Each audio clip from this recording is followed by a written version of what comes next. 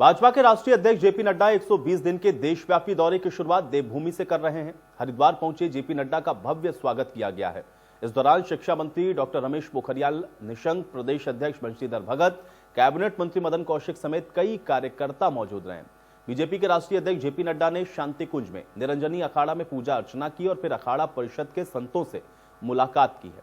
इस दौरान अखाड़ा परिषद के महामंत्री हरिगिरी महाराज समेत सभी अखाड़ों के प्रतिनिधि मौजूद रहे। बता दें कि जेपी नड्डा कुंभ नगरी हरिद्वार में गंगा आरती में भी शामिल होंगे और इसके बाद उनका सांगठनिक दौरा भी शुरू होगा।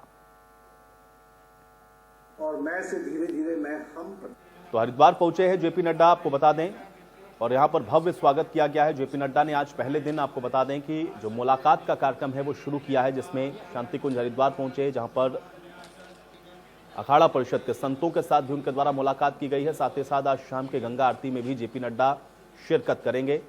तो उत्तराखंड के दौरे पर बीजेपी अध्यक्ष जेपी नड्डा पहुंचे हुए हैं और तस्वीरें हम आप तक पहुंचा रहे हैं। हरिद्वार पहुंचे हुए जेपी नड्डा का भव्य स्वागत किया गया। विस्तृत कार्यक्रम है, 4 दिवसीय दौरे पर हैं जेपी नड्डा। कल से सांगठनिक जो दौरा है वो भी शुरू होगा। इस तरीके से अभिनंदन का कार्यक्रम रखा है। आप सब लोग इतनी बड़ी संख्या में मेरा अभिनंदन कर रहे हैं। मैं आप सबका बहुत ही धन्यवादी हूँ। जो प्रेम आपने दर्शाया है, जो आपने हमारे प्रति, हमारी पार्टी के प्रति जो आपने प्यार दिखाया है, उसके लिए मैं आपको तहे दिल से धन्यवाद देता हूँ।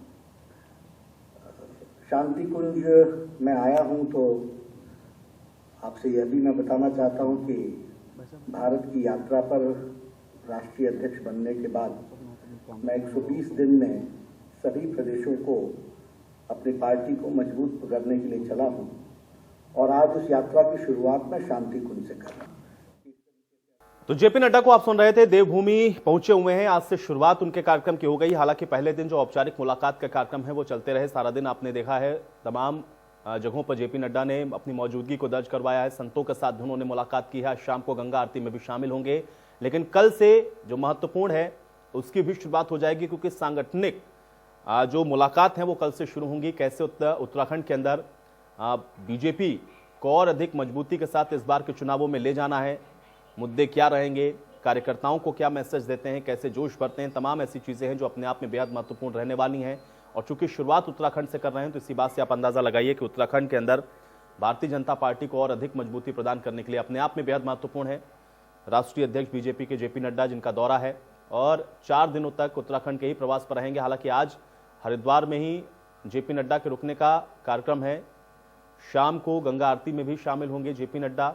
लेकिन कल से सांगठनिक जो मुलाकात के कार्यक्रम है उसकी शुरुआत होगी और कार्यकर्ताओं में कैसे जोश उत्साह भरते हैं, इसका कितना फायदा बीजेपी को आने वाले विधानसभा के चुनावों में मिलेगा, ये सब अपने आप में बहुत महत्वपूर्ण है। हालांकि जेपी नड्डा के इस दौरे को लेकर के जो राजनीति है वो भी हो रही, क्योंकि जेपी नड्डा के पहुंचने पर ही नेता प्रतिपक्ष इंदिरा हृदयेश की तरफ से भी इन बातों को कहा गया कि इस समय प्रदेश के अंदर तमाम कठिनाइयां हैं, यहाँ की जनता उन तमाम समस्याओं को झेल रही है। ऐसे में इस दौरे से कुछ नहीं होने वाला है।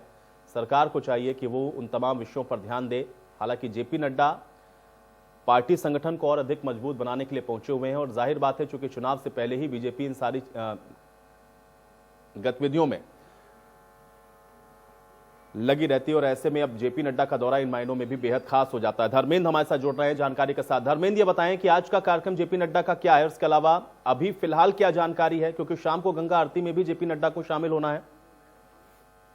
गंगा आरती हो चुकी है और गंगा आरती में जेपी नड्डा शामिल हो चुके हैं और करीब आज जो हरिद्वार उनका पहुंचना था वो 1 बजे का उनका कार्यक्रम रखा गया था, लेकिन कार्यक्रम से 2.5 घंटे लेट वो यहाँ पर भल्ला कॉलेज पहुंचे थे और उसके बाद डायरेक्ट वो पहले शांति कुंज पहुंचे और जो उसके प्रमुख हैं डॉक्टर प्रणव पंड्या, वहां पर उन्होंने मुलाकात की है। उसके बाद अखाड़ा परिषद की साथ बैठक उन्होंने निरंजनी अखाड़े पहुंच के की है और निरंजनी अखाड़े में जो अखाड़ों के प्रतिनिधि थे उन्होंने उनका जोरदार स्वागत किया है, फूल मालाओं के साथ स्वागत किया है। अपने सहपति वहां पर पहुंचे थे, मंदिर में भी वहां पर पूजा अर्चना उन्होंने की है।